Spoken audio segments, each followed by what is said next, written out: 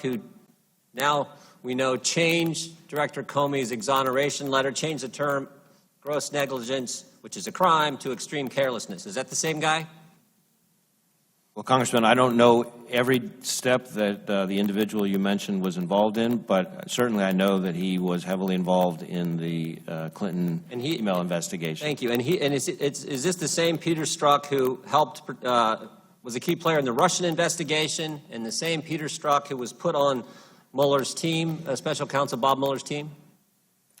I certainly know that he was working on the special counsel's investigation. Whether or not he would be characterized as a key player on that investigation, that's really not for me to say. And the same Peter Strzok that we learned this past weekend was removed from the special counsel team because he exchanged text messages with a colleague at the FBI that displayed a pro-Clinton bias. Is that accurate? Yes. Talk about the same guy. Okay. Yes. Well, here's what I'm not getting. Peter Strzok is selected to be on Mueller's team after all this history, put on Mueller's team, and then he's removed for some pro-Clinton text messages. I mean, there are all kinds of people on Mueller's team who are pro-Clinton. There's been all kinds of stories. PolitiFact reported 96% of the top lawyers' contributions went to Clinton or Obama. But Peter Strzok, the guy who ran the Clinton investigation, interviewed Mills, Abedin, interviewed Secretary Clinton, changed gross negligence a crime to the term extreme carelessness, who ran the Russian investigation, who interviewed Mike Flynn, gets put on Mueller's team, and then he gets kicked off for a text message that's anti-Trump. If you kicked everybody off Mueller's team who was anti-Trump, I don't think there'd be anybody left. So there's got to be something more here. It can't just be some text messages that show a pro-Clinton, anti-Trump bias. There's got to be something more. And I'm trying to figure out what it is. But my hunch is it has something to do with the dossier. Director, did Peter Strzok help produce and present the application to the FISA court to secure a warrant to spy on Americans associated with the Trump campaign? Congressman, I'm not prepared to discuss anything about a FISA process in this setting. We're not talking about what happened in the court. We're talking about what the FBI took to the court, the application. Did Peter Strzok, was he involved in taking that to the court? I'm not going to discuss in this setting anything to do with the FISA court applications. Well, let's remember a couple things, Director. And I know you know this. We've all been made aware of this in the last few weeks. Let's remember a couple things about the dossier.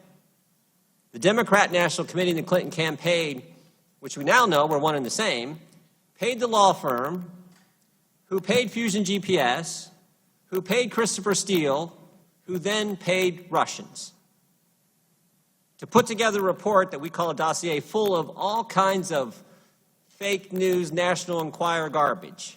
And it's been reported that this dossier was all dressed up by the FBI, taken to the FISA court, and presented as a legitimate intelligence document, that it became the basis for granting a warrant to spy on Americans.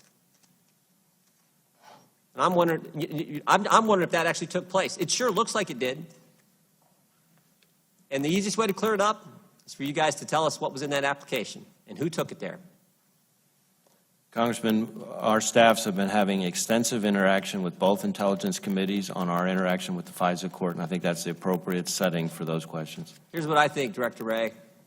I think Peter Strzok, head of counterintelligence at the FBI, Peter Strzok, the guy who ran the Clinton investigation, did all the interviews, Peter Strzok, the guy who was running the Russian investigation at the FBI, Peter Strzok, Mr. Super Agent at the FBI, I think he's the guy who took the application to the FISA court.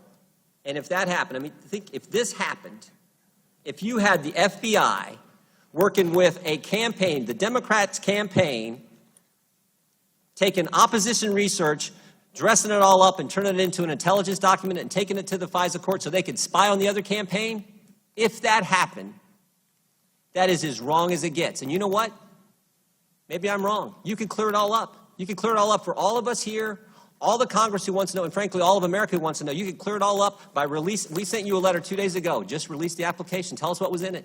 Tell us if I'm wrong. But I don't think I am.